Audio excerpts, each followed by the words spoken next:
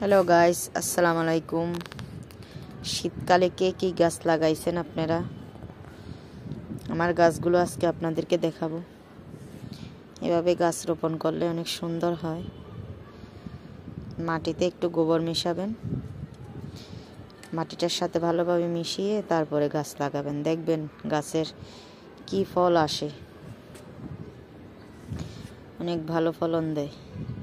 দেখেন মরিচ গাছগুলো মাশাআল্লাহ কি সুন্দর হয়েছে। বেগুন গাছে দেখেন কতগুলো, একটা ছোট্ট গাছে কতগুলো বেগুন আসছে। দেখেন এগুলো সব বেগুন, 3টা। এই যে এখানেও একটা বেগুন গাছ, এই যে এটা পেয়ারা গাছ,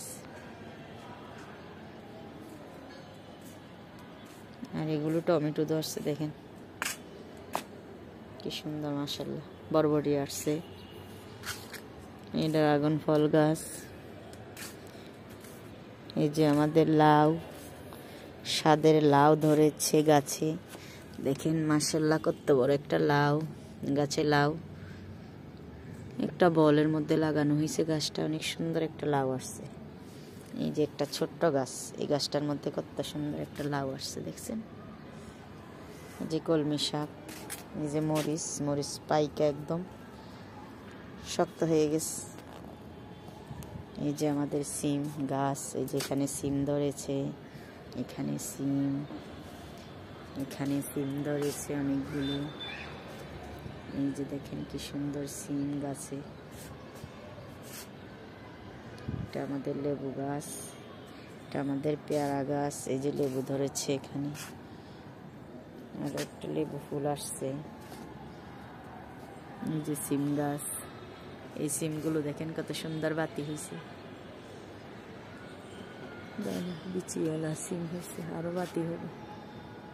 এই যে আমাদের সিম গাছ, দেখেন কি সুন্দর মিষ্টি কুমড়া গাছ হয়েছে। একটা পাতা কত বড় বড় হয়েছে মাশাআল্লাহ। এই যে বেগুন গাছ, এই যে টমেটো গাছে ফুল আসছে।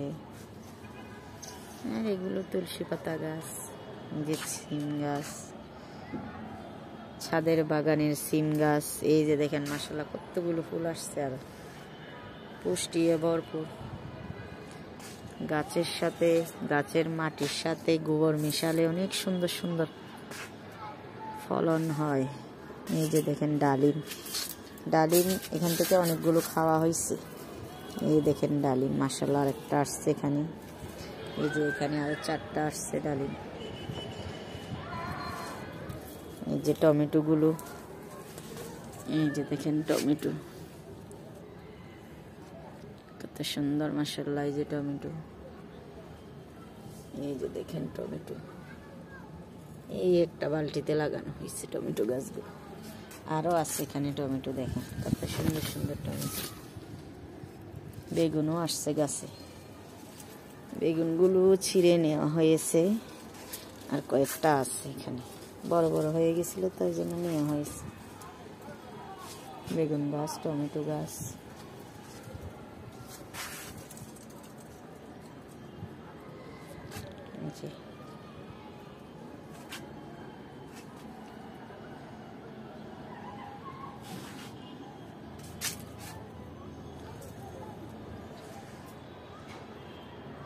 এটা আমাদের ছাদ, ছাদের চারদিক দিয়ে এভাবে স্ট্যান্ড দিয়ে গাছ লাগানো হয়েছে। আপনারা চাইলেও এভাবে লাগাতে পারেন।